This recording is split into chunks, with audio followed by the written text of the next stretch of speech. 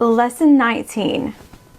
I am not alone in experiencing the effects of my thoughts.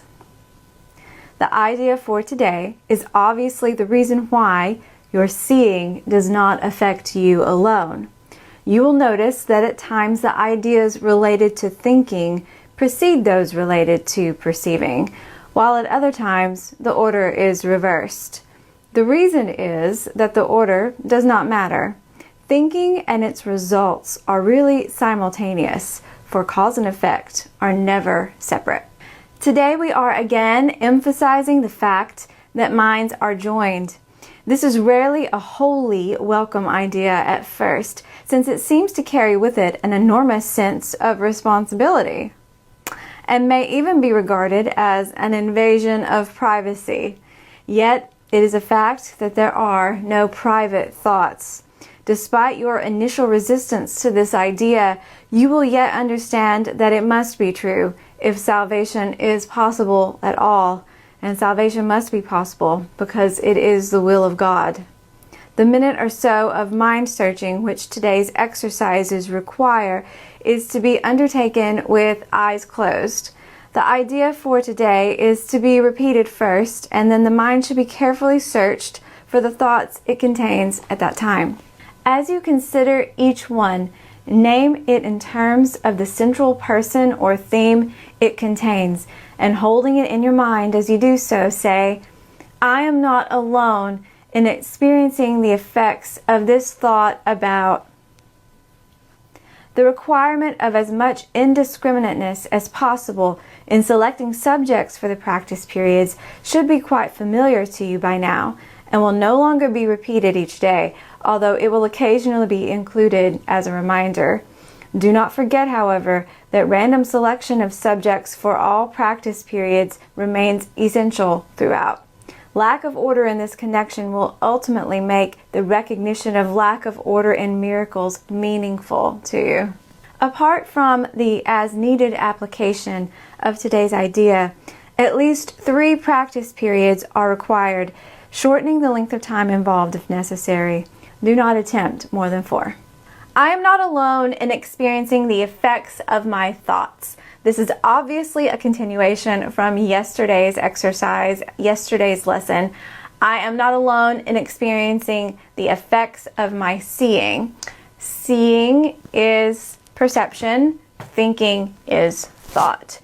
And we go into cause and effect in this lesson again. All minds are joined. We are reiterating that point as well within this lesson. An idea cannot leave its source. We are on our divine level and our divine experience, ideas, thoughts in the mind of God. One thought, not separate thoughts, not billions of separate thoughts.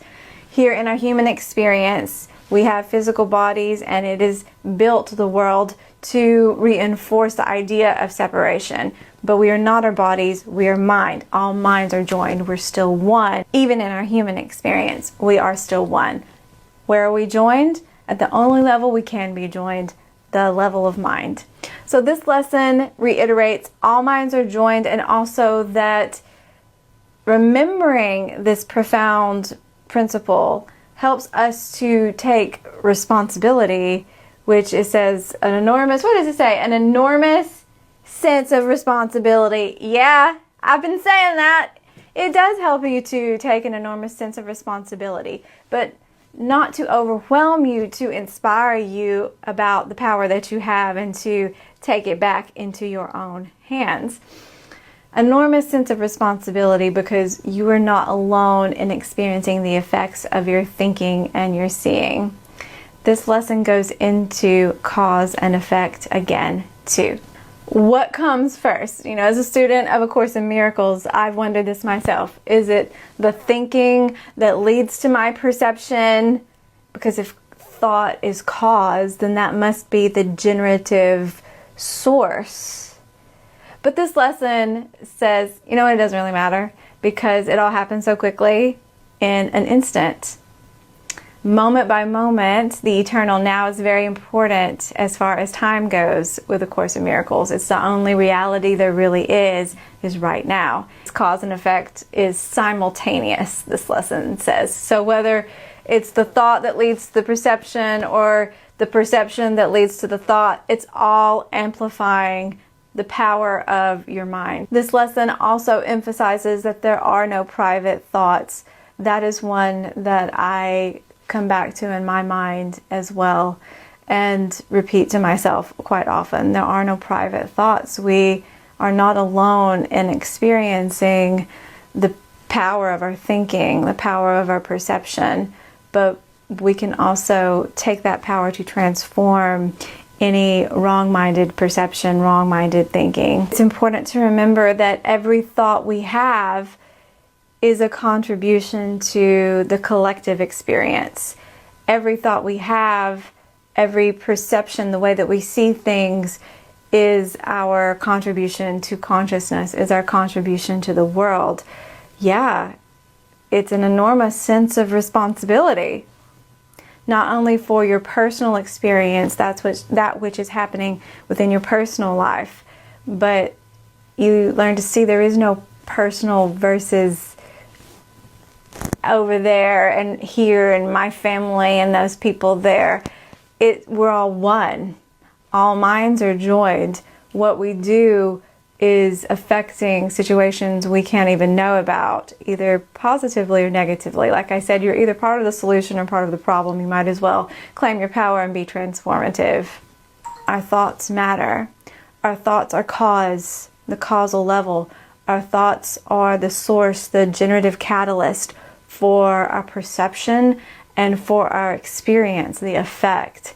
And that they matter, they have consequences for us, whether it's near or far, known or unknown. And to really understand and take back the power of searching our mind, watching the quality of our thoughts, and then asking for help to shift any of those thoughts that are less than loving, because we want to be miracle workers.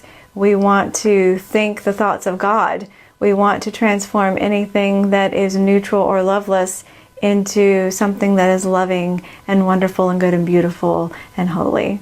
When we think about what it said, the instantaneous and simultaneous nature of cause and effect, because we're learning to watch the quality of thoughts that cross our mind right now and to discern between the loving and the fearful, it can be easy to focus on what we're doing wrong. But also, as important, more important too, to remember that there are solutions, there's help, that the law of cause and effect is there for your protection as well. If you're thinking loving thoughts, the effect is loving and miraculous and wonderful. God provides the solution the moment the quote-unquote problem occurs, and that it works the same way as instantaneous and simultaneous. So remember, our thinking and God's thinking are aligned when we choose love. Our will and God's will are aligned when we choose love.